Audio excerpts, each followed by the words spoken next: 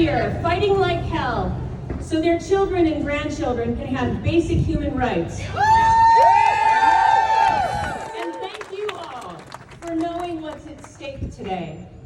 In the short few days that have passed since we learned that we were right all along, that the far right has no interest in preserving the fundamental human rights of women, we also see that we were right that it won't stop with abortion. Legislation is being introduced all around the country that would also make contraception illegal, not just Plan B, but IUDs and condoms. And this tidbit from Eric Erickson, he said, "Given the hysterics and histrionics coming out about dogs, I'm starting to think we need to repeal the 19th Amendment." We need to be very clear about what's going on. In increasing numbers, young people are saying that they don't want to have children. They see the writing on the wall: student debt, inaccessible housing costs, looming climate disasters, inaccessible childcare, college costs, the shredding of democratic norms, the backsliding of civil rights, the rise of white supremacy and religious extremism. The greatest nation in the world has become inhospitable to the very premise and promise of the American dream. Young people are feeling forced to sacrifice their desire to build a family life. Decreasing birth rates horrify the GOP.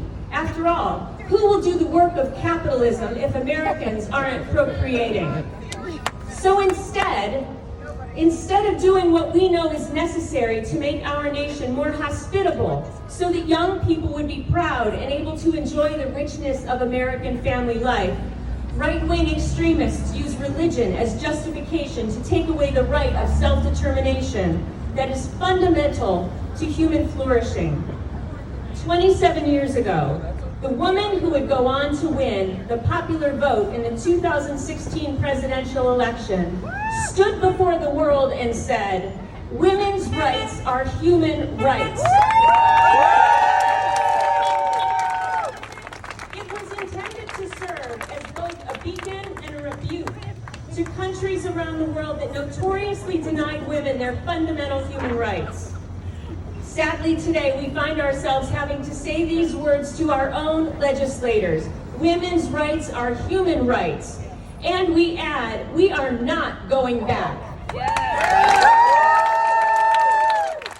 rights are not special rights. This is a fallacy that comes from being a historically marginalized group. Our LGBTQ and BIPOC friends know this well. And if yours is an intersectional identity, you know this better than anyone. I'm here to encourage you to remember that what we are demanding is not special. It is fundamental. And so we gather today, standing where our mothers and grandmothers stood, fighting for our fundamental human rights. And we will not stop until the Women's Health Protection Act is codified and the nation's laws regard all people as worthy of their own self-determination.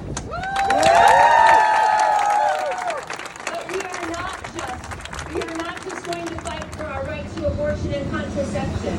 If we're fighting for all of it. We are flipping the script. We refuse to continue to be the country that leads the developed world in maternal deaths. And by the way, our black sisters die at 3 times the rate as their white counterparts. We refuse to accept that our country doesn't provide paid maternity leave or affordable child care. We refuse to accept that our country doesn't guarantee affordable health care. We refuse to accept that our judiciary would rather see a rapist not miss out on a promising future than to send him to jail. We refuse to accept that comprehensive sex education, a proven method of prevention for unwanted pregnancies, is all but absent in our nation's public schools. We refuse to accept that while women make up over half the population, they hold only 27% of seats in Congress. Yes.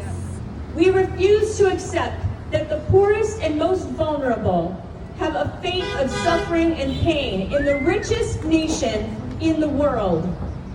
I'm telling you, we have to mobilize like we have never mobilized before. You think you were tired after the 2020 election? We ain't seen nothing yet, my sisters and brothers. We need to elect people like Paul Takak and Josh Shapiro and the rest of our Democratic slate. People who will fight like hell to keep Pennsylvania from becoming Oklahoma, or Louisiana, or Missouri, or Texas, or Mississippi. And we have to do this while we are a light and a lifeline to those whose fundamental rights have been robbed because they happen to live in one of those red states.